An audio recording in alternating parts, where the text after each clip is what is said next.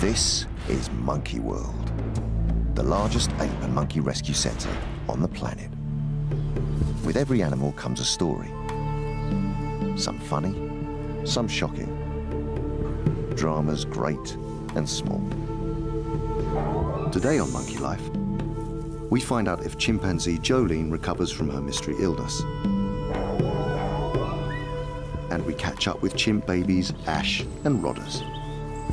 They're big enough and independent enough and weaned enough that they could move into the main group today.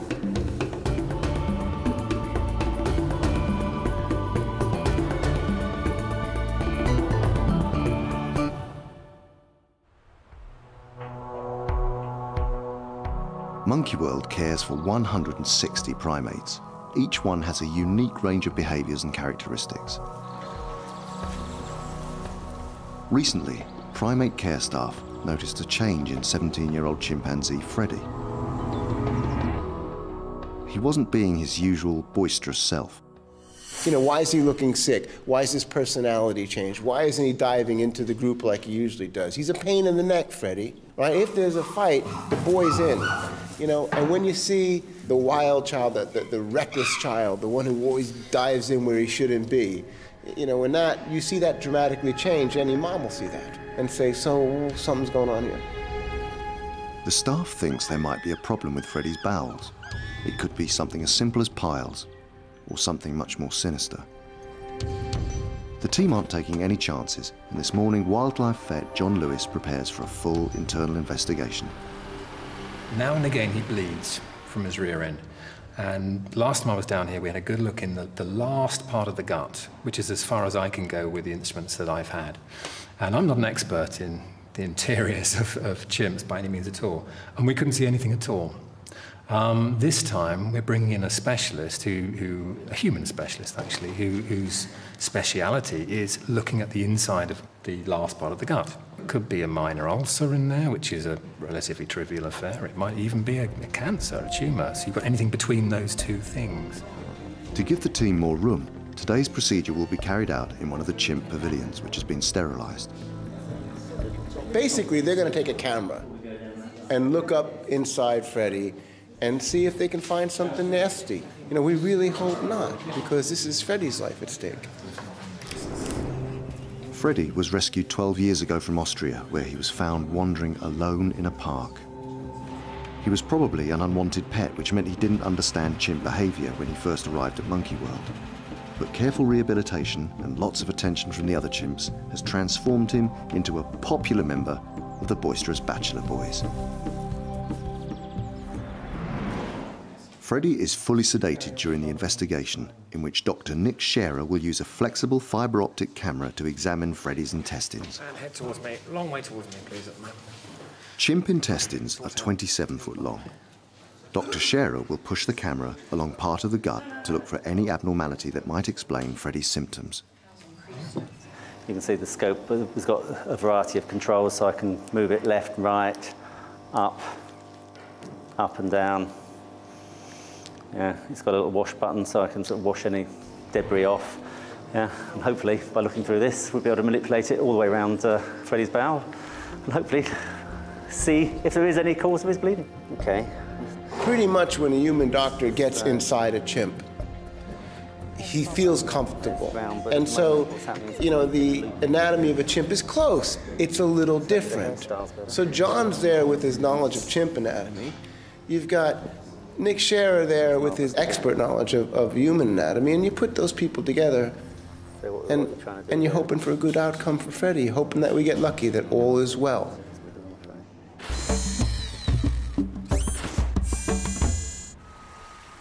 It's a hot day, and in Paddy's chimp enclosure, head keeper Lee has a special treat. The chimp version of an ice lolly. Frozen fruit, the perfect way for them to cool down. The fruit is placed in the pond and hidden between the rocks. This makes the chimps work harder for their reward.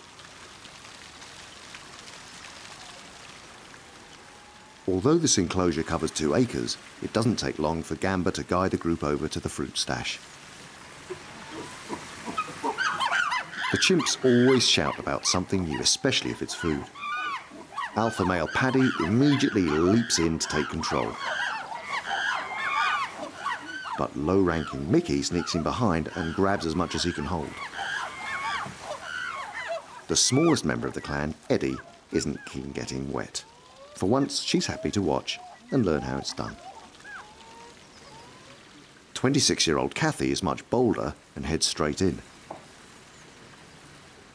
Chimpanzees' arms are longer than their legs, so they can reach out to fruits growing on branches. It also means they can stretch right out into the pond. Paddy's not worried about the water either and takes what he wants. He knows he's going to be popular with anyone who doesn't want to get wet, so he's off to find himself a hiding place. High-ranking Beth has also grabbed a melon, but she hasn't got into a hiding place fast enough. And in hot pursuit are Buster, Clin, and Eddie. But Beth isn't feeling generous, and the harder they try, the more Beth ignores them. Across the enclosure, even alpha male Paddy is having problems. But luckily for him, only one chimp is brave enough to try and take some of the treat. Second in command, Jimmy. Beth's following has grown from 3 to 5, but she's a high-ranking female, so it will take more than a few eager subordinates to make her give up her prize. But persistent Eddie pushes her baby status privileges and luck to the limit, and it finally pays off. Eddie's chances of keeping the prize treat are slim with cheeky Buster around, and no sooner does she have it, it's gone.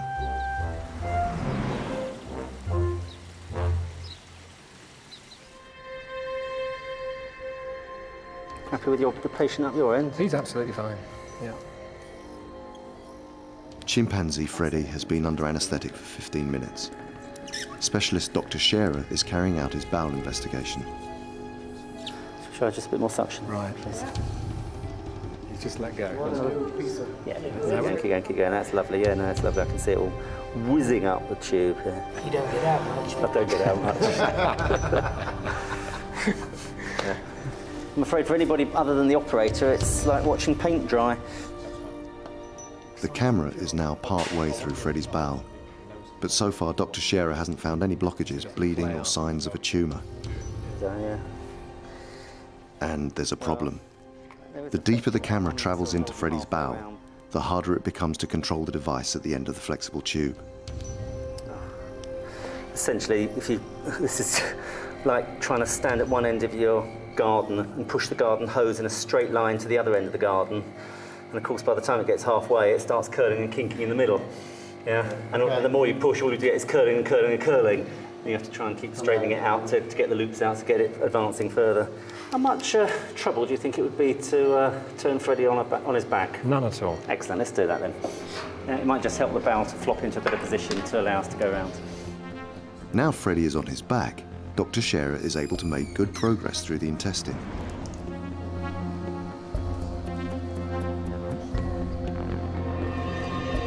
Eventually, he completes his examination, and to everyone's relief, he hasn't spotted anything sinister.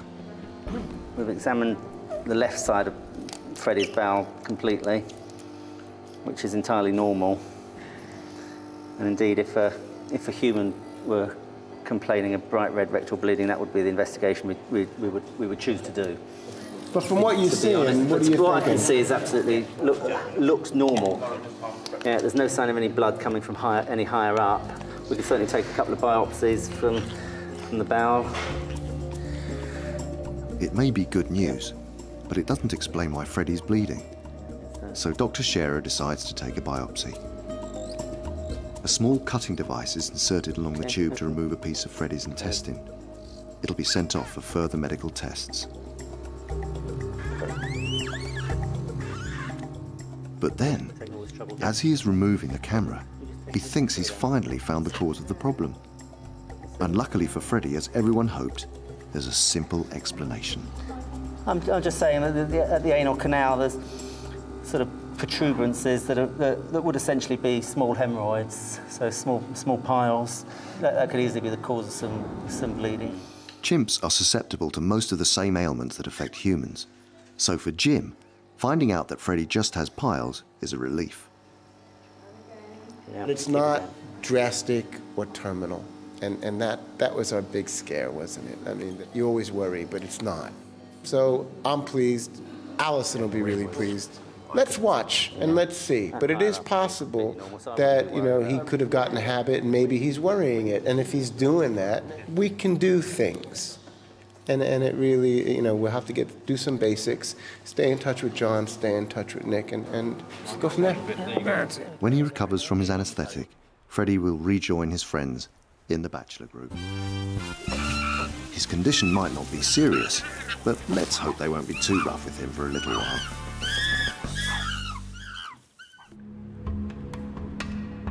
At Monkey World, in Hernanya's chimpanzee group, there is sad news. 10-year-old Joline has died. She'd been in decline for weeks. In the end, what finally got Joline was kidney failure.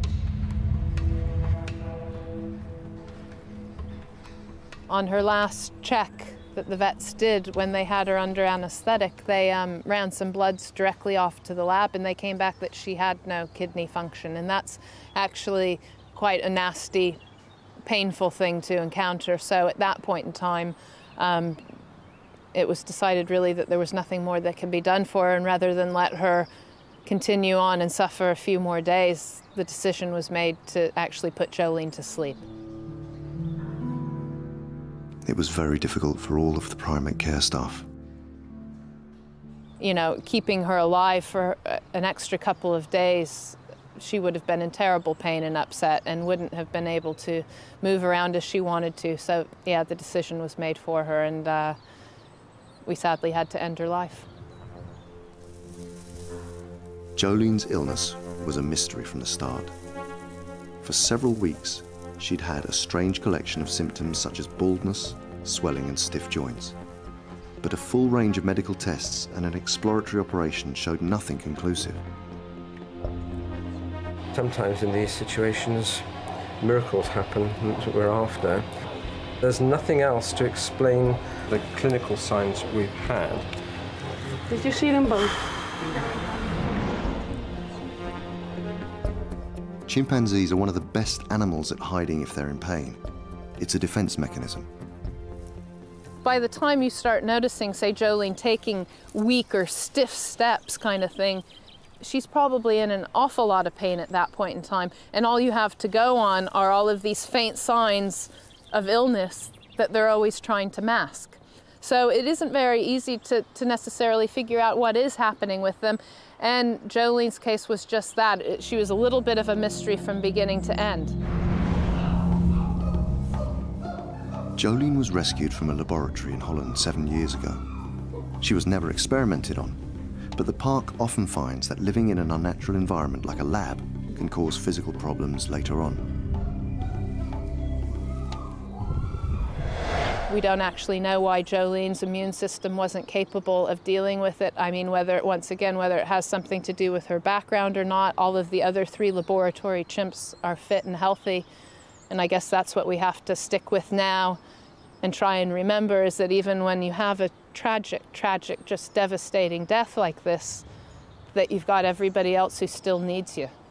And so you look to all of the others and you try and make sure that you do what's right for them, and that you come in the next day ready to go and ready to do the right thing for those that are left behind, because it's a new day. This afternoon, there's some long-awaited progress in the nursery chimp group. Youngsters Ben and Pip are finally playing outside. Although Ben has always been quite confident, he normally sticks by cautious Pip. But today, Ben has left Pip's side to explore his surroundings alone. The park has been waiting for this moment for a long time, so it's fantastic to see. Pip follows Ben's lead and decides it's time she explored the outside world on her own. It's a huge development for a nervous chimp. 6 years ago, both chimps were rejected by their mums, so they had to be hand-reared. Charlie. Yeah, see you all. Right. After 18 months, they successfully moved into the chimp nursery with foster mum Sally. And this is going well. But the trouble with this pair was the bigger they grew, the more they became afraid of the outside world. They just don't seem bothered. By now, everybody else would have just strolled out, so I don't know what these guys' problem is. But now, as Ben's confidence grows, he's found the perfect playmate, 8-year-old Seamus. Seamus loves messing around and tons of rough and tumble. But sadly, Seamus isn't really the best role model. He might be a lovable hooligan, but he's very spoiled by Sally. He's allowed to get away with everything. And although everyone is very pleased at Ben's newfound confidence, they do hope spending so much time with Seamus won't turn Ben into a naughty chimp too.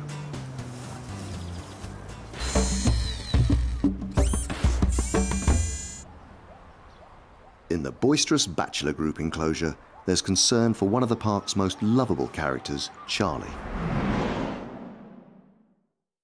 He is 22 years old, but looks a lot older. This is because of the physical abuse he suffered as a beach photographer's prop in Spain. Charlie has always been popular with the boisterous group of 13, and alpha male Butch is often by his side keeping an eye on him. It's common to see Charlie being groomed by his fellow bachelors, and apart from his love of food, there's nothing he enjoys more. But now the park is worried that the 22-year-old is not being as well looked after. In fact, today, he's struggling to get his hands on his favourite treat.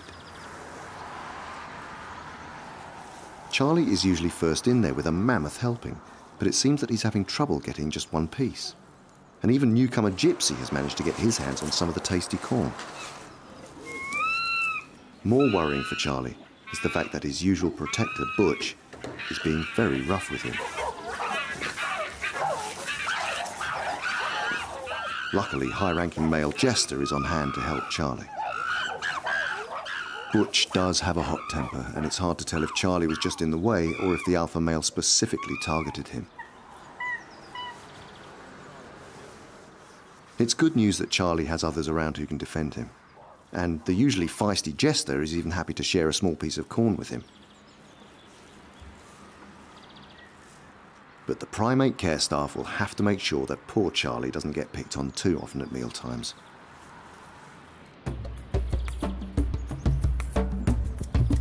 Back over in the chimp nursery, new babies are usually cared for by foster mum Sally. But today, animal manager Jeremy is about to introduce Ash and Rodders to the other adult female in this group, Lulu.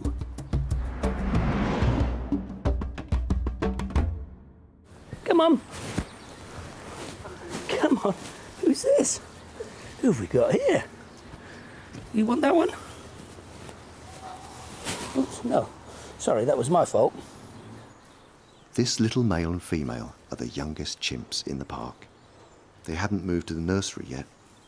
Meeting one of their potential foster mums is the first stage. Rodders and Ash are about 1.25 years now, and I want this to move quite quickly, though really it's up to them as to how quickly.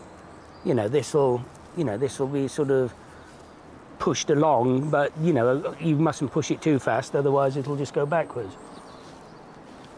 And simple as that. They're big enough and independent enough and weaned enough that they could move into the main group today.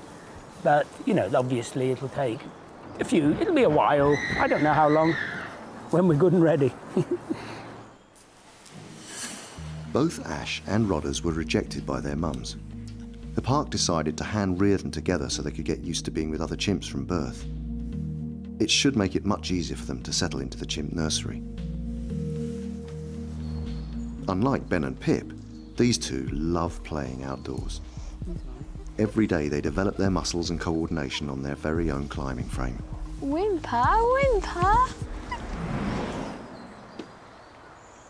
Lulu was rescued from Cyprus 6 years ago when a family saved her from a circus. Her mother had bitten her right arm, it became infected and had to be amputated.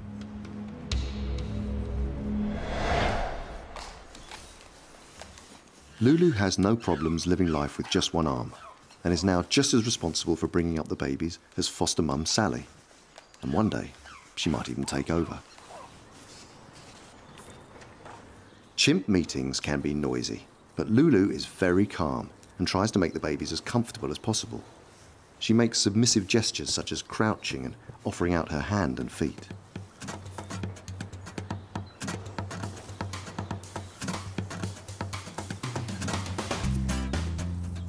Rodders and Ash are both quite nervous of Lulu, sticking close to Jeremy.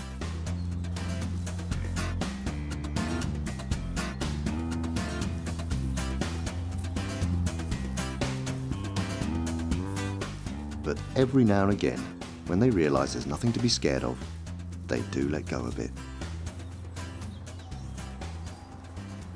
I think the next thing to do is to introduce more people, get them all, you know, I'll probably bring them in with maybe everybody or certainly more individuals, and then, you know, let them take over and I can fade away.